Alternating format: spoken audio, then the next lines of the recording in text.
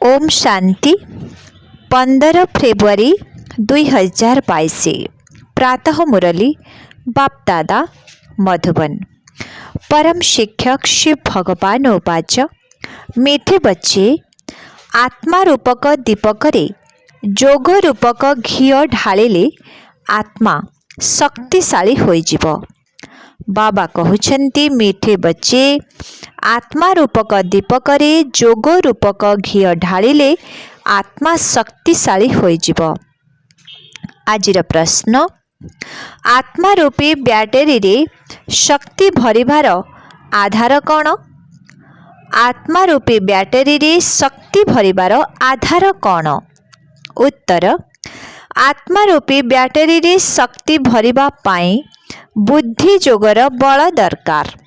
जेतेबेले बुद्धि जोग बल रे सर्वशक्तिमान बाबा को याद करिब तेबे जाई ब्याटेरी भरिब। जे पर्यंत ब्याटेरी रे शक्ति नाही से पर्यंत ज्ञानर धारणा मध्य होई पारिबो नाही। आत्मा रे संपूर्ण प्रकाश आसीबारे समय लागि थाए, किंतु याद करू करू संपूर्ण प्रकाश आसी जाए।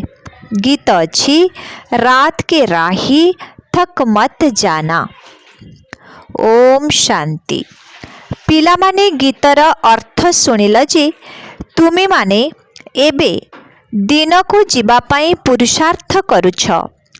नुआ दुनिया रे तो आलोक ही रही थाए। नुआ दुनिया रे तो आलोक ही आलोक रही थाए। पुराना दुनिया रे अंधकार ही अंधकार अछि। एहा हेउछि ब्रह्मांकर घोर अंधकार रात्रे। तुमे एबे दिन को जाउछ। बाबा पिलामानंकु कहउछन्ति तुमे माने बुद्धिर जोग लगाई लगाई थकी जाओ नाही। जेते जेते तुमे जोग करुछ आत्मा सेति आलोकित होई जाउछि।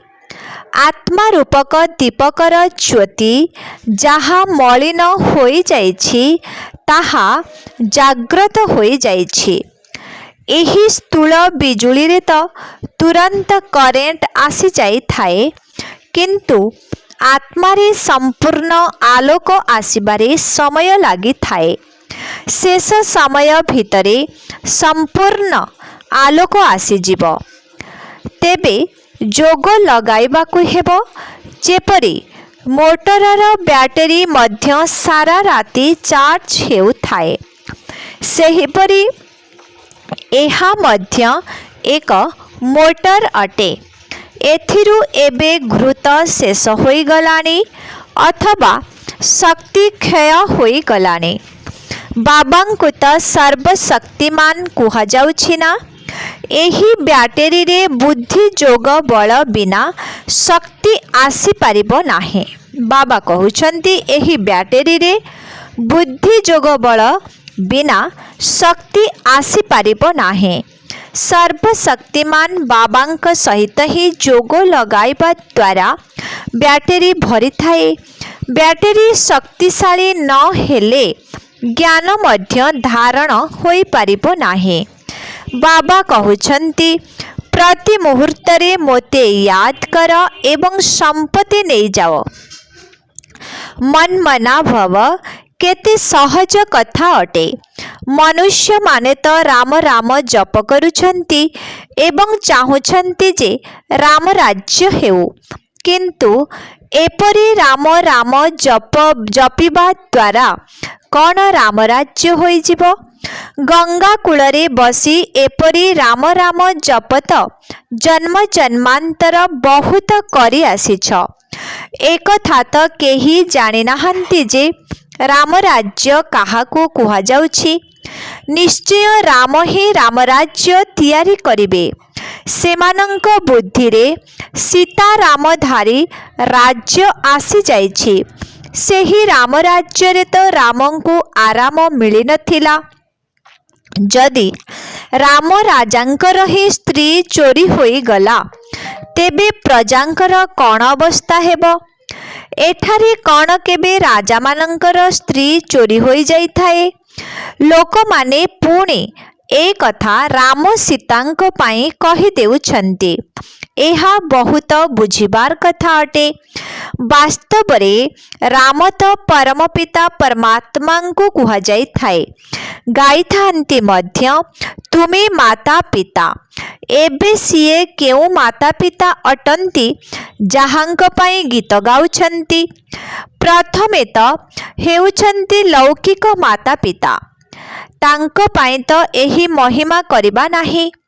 निश्चय आउ केही परम पिता अछन्ति तेबे माता मध्य निश्चय रहिबा आवश्यक।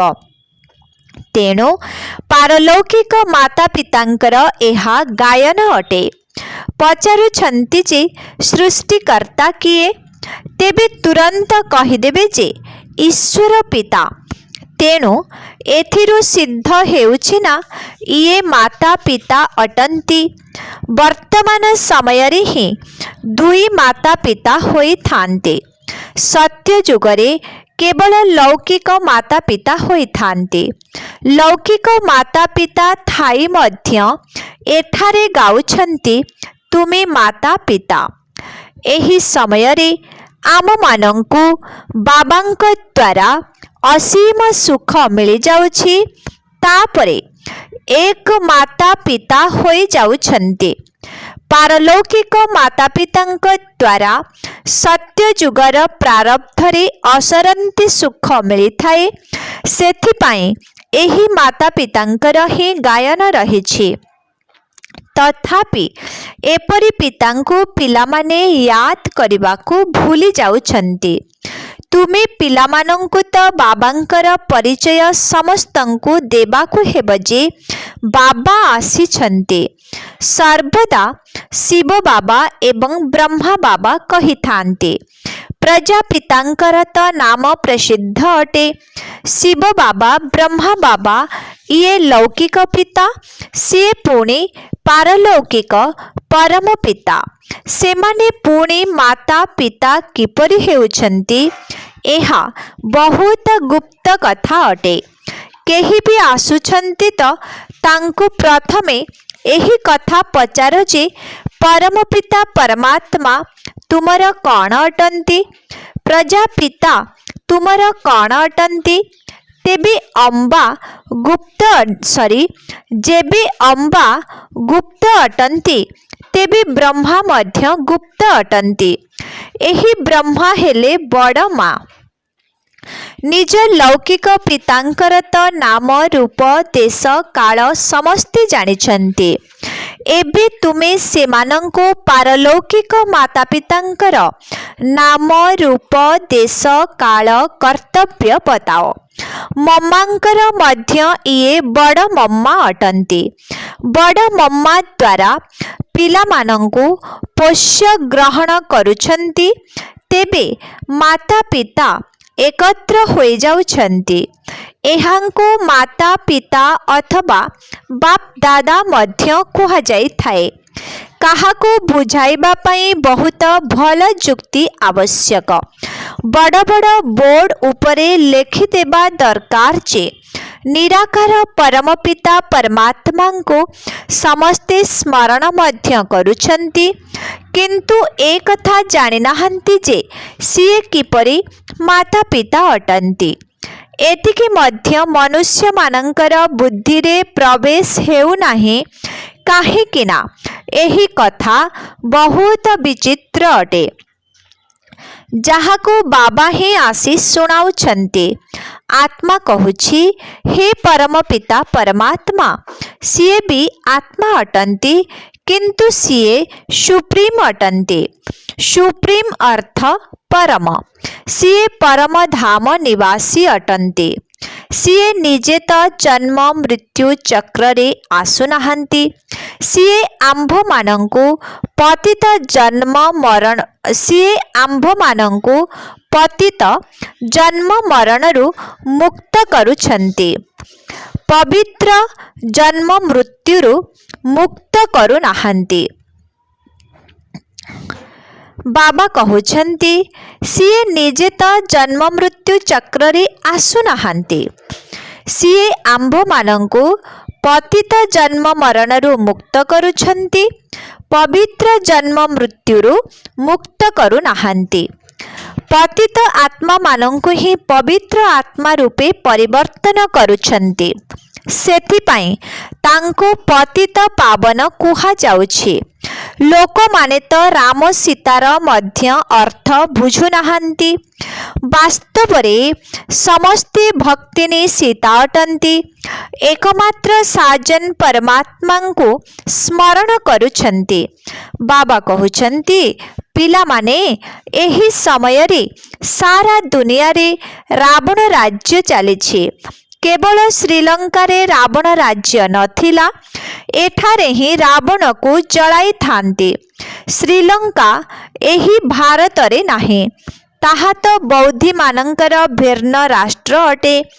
ଏହି ସମୟରେ ସାରା ଦୁନିଆ ରାବଣର ବନ୍ଧନରେ ରହିଛି। ସାରା ଦୁନିଆରେ ରାବଣର ରାଜ୍ୟ ଚାଲିଛି। ଅଧା କଳ୍ପ ରାମ ରାଜ୍ୟ, ଅଧା କଳ୍ପ ରାବଣ ରାଜ୍ୟ ଚାଲୁଛି। ଅଧା କଳ୍ପ ଦିନ, ଅଧା କଳ୍ପ ରାତ୍ରି ହେଉଛି। ଏହିସବୁ କଥା ବୁଦ୍ଧିରେ ରଖିବାର ଅଛି।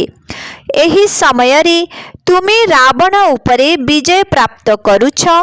ଯିଏ ପୂର୍ଣ୍ଣ ବିଜୟ ପ୍ରାପ୍ତ ହେବେ, ସିଏ ହିଁ ମାଲିକ ହେବେ। ସତ୍ୟଯୁଗର ଆରମ୍ଭରେ ଲକ୍ଷ୍ମୀ ନାରାୟଣଙ୍କର ରାଜ୍ୟ ଥିଲା। ସେମାନେ ଏହି ସ୍ୱର୍ଗର ପ୍ରାରବ୍ଧ କେଉଁଠାରୁ ଏବଂ କିପରି ପାଇଥିଲେ? ସତ୍ୟଯୁଗରେ ଅଳ୍ପ ସଂଖ୍ୟକ ମନୁଷ୍ୟ ରହିବେ। କିଛି ଲକ୍ଷ ଅନ୍ଦାଜରେ ମନୁଷ୍ୟ ହେବେ। ଯମୁନା ନଦୀ କୂଳରେ ରାଜଧାନୀ ହେବେ। ସେଠାରେ କୌଣସି ବିକାର ହିଁ ରହିବ ନାହିଁ। ତାକୁ ସମ୍ପୂର୍ଣ୍ଣ ନିର୍ବିକାରୀ ଦୁନିଆ ବୋଲି କୁହାଯାଇଥାଏ।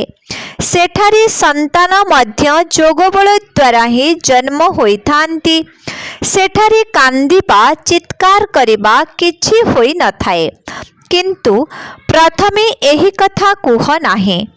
ପ୍ରଥମେ ଏହି କଥା କୁହ ଯେ ନିରାକାର ପରମ ପିତା ପରମାତ୍ମା ଏବଂ ଆମେ ଆତ୍ମାମାନେ ମଧ୍ୟ ପରଲୋକରୁ ଆସୁଛୁ।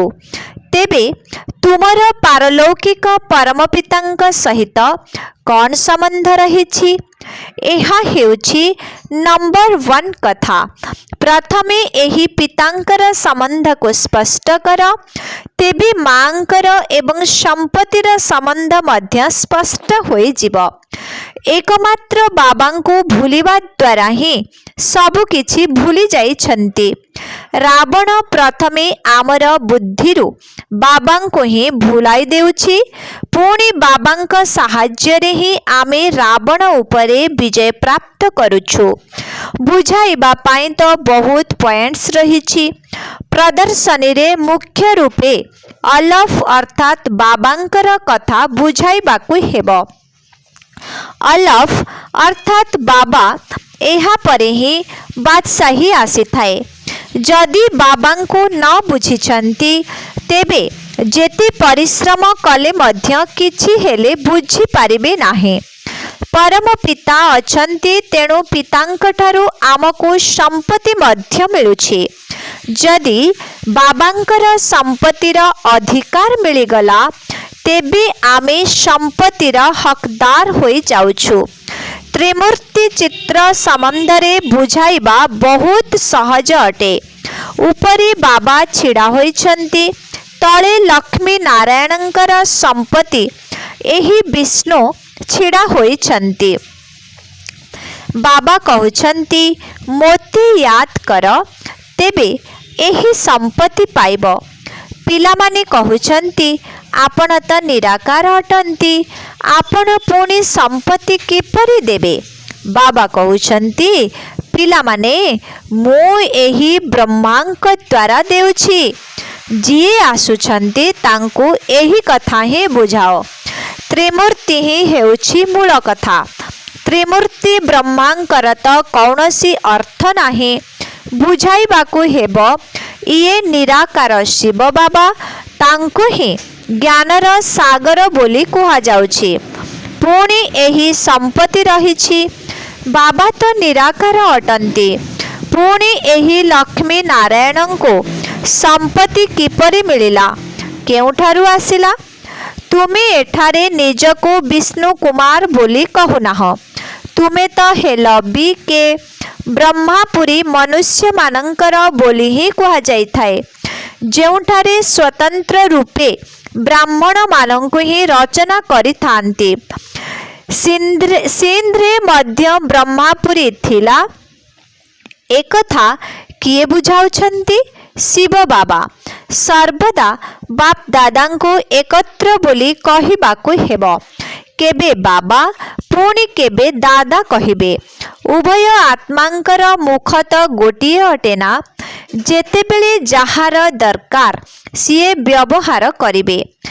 एथिरे कौनसी बंधन नाही। तेणु प्रथम कथा हेला, ज्ञानर सागर गीतार भगवान बाबा अटंती। सिए कहउछंती, एही ब्रह्मा विष्णु शंकर तो सूक्ष्म वतनवासी देवता अटंती। एही ब्रह्मा तो मनुष्य अटंती। जेबे संपूर्ण हेबे तेबे जाई देवता बोलाइबे। ये तपस्या करी पुणी देवता हेउछंती। एही ब्रह्मा कुमार कुमारी मानंको भगवान ब्रह्मांक द्वारा शिखाउछंती। चित्र संबंधरे भल भाबरे बुझाइबाकु हेबो। एहीपरि बुझाइबा बहुत सहज। ये शिव बाबा, एहा संपत्ति। एही शिव तो निराकार अटंती, सेथिपाई ब्रह्मांक द्वारा देउछंती। ब्रह्मांक द्वारा स्वर्गर स्थापना हेउछि। निश्चित एबे ही राजयोग शिखुछंती। एहीपरि देवता हेबा पाए एहा शिवपुरी, ताहा विष्णुपुरी अटे। अच्छा, मिठे मिठे शिखिलधि संतान मानंक प्रति मात पिता बाप दादांकर मधुर स्नेहभरा स्मृति एवं सुप्रभात।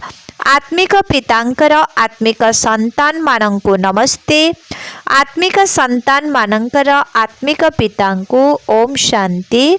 नमस्ते नमस्ते नमस्ते। शुक्रिया बाबा, शुक्रिया। ओम शांति। धारणा पाए मुख्य सार 1 नंबर, अलफ अर्थात बाबांकर याद द्वारा रावण माया उपरे विजय प्राप्त करिबाकु हेबो। समस्तंको बाबांकर परिचय देबाकु हेबो। 2 नंबर, यात्रा जात्रारे थकी जिबार नाही।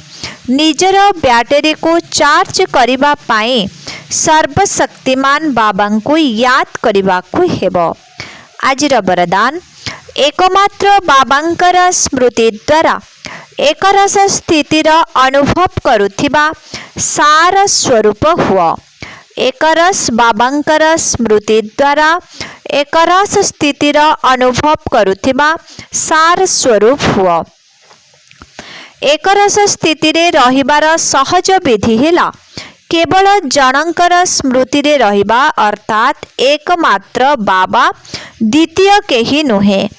जेपरी बीज मध्यरे वृक्षर सबुकिछि समाहित होई रही थाए, सेहीपरि बाबा मध्य बीज अटंती, जहांक भितरे सर्व संबंधर सर्व प्राप्तिर सारांश समाहित अटे। तेणु एकमात्र बाबांको मने पकाइबा अर्थ सार स्वरूप हेबा। तेबे एकमात्र बाबा, द्वितीय केही नुहे। एही भली जनंकर स्मृति ही एकरस स्थितिर निर्माण करिथाए। जो माने एकमात्र सुखदाता बाबांकर स्मृति रे रही थांती, सेमानंक निकट को दुखर लहरी केबे भी आसी पारिबो नाही। सेमानंकर स्वप्न मध्य खुशी रे रहिबार बा सेबार बा मिलन करिबार ही होइथाए।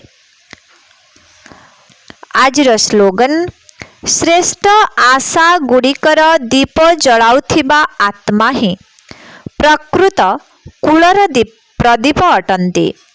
श्रेष्ठ आशा गुड़िकर दीप जलाउथिबा आत्मा ही प्रकृत कूलर प्रदीप अटंती। मातेश्वरींकर अमूल्य महावाक्य, परमात्माଙ୍କ द्वारा प्रथम लटेरी काहेकि प्राप्त न करिबा? परमात्माଙ୍କ द्वारा प्रथम लटेरी काहेकि प्राप्त न करिबा? देख, अनेक मनुष्य एपरी भावी थांती जे अल्प पुरुषार्थ कले आंबे माने मध्य वैकुंठ अर्थात स्वर्ग को आसी जीवाना, किंतु सेमाने एकथा मध्य भाविबा आवश्यक जे परमात्मा पिता आसीछंती, तेणु संपूर्ण संपत्तिर अधिकार नेबा। विद्यार्थीर लक्ष्य रहिबा उचित जे संपूर्ण प्रयास करी स्कॉलरशिप अर्थात वृत्ति प्राप्त करिनेबा। तेणु प्रथम नंबरर लटेरी काहेकि प्राप्त न करिबा? प्रथम नंबर लटेरी हेउछि विजयमालारे दाना होई गुंथि होई जिबा। आउ जेउ माने दुईटी लडू धरी बसिछंती अर्थात एठाकार विनाशी सुख मध्य नेबु एवं सेठाकार स्वर्गरे मध्य किछि ना किछि सुख नै नेबु।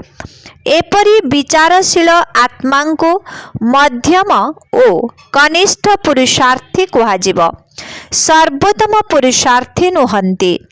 जेतेबेले बाबा देवार कौनसी बाच विचार अर्थात प्रभेद करंती नाही, तेबे नेलाबाला काहेकि संकोच करुछंती? तेणु गुरु नानक कहिछंती, परमात्मा तो दाता अटंती, समर्थ अटंती, किंतु आत्मा मानंक निकटरे नेबा पाई शक्ति नाही। दाता देउछंती किंतु ग्रहिता थकी जाउछंती। तुम मनरे एही विचार आसुथिब, आमे काहेकि इच्छा न करिबु जे आमे मध्य एही पद पाइबु। किंतु देख, बाबा केते परिश्रम करुछंती, तथापि माया अनेक विघ्न पकाउछि। काहेकि एबे मायार राज्य समाप्त हेबाकु जाउछि। एबे माया समस्त मूल्य तथा शक्ति ह्रास करि देछि। तेणु तो परमात्मा आसीछंती जाहांक ठारे समस्त शक्ति और सरसता परिपूर्ण, जाहांक ठारू समस्त संबंधर मधुरस मिलुछि। सेथिपाई त्वमेव माता च पिता त्वमेव, आदि आदि महिमा सेही परमात्मांकर अटे। तेणु एही समयर ही महत्व रहिछि एवं जहा द्वारा एपरी संबंध प्राप्त होइछि। अच्छा, ओम शांति, ओम शांति, ओम शांति।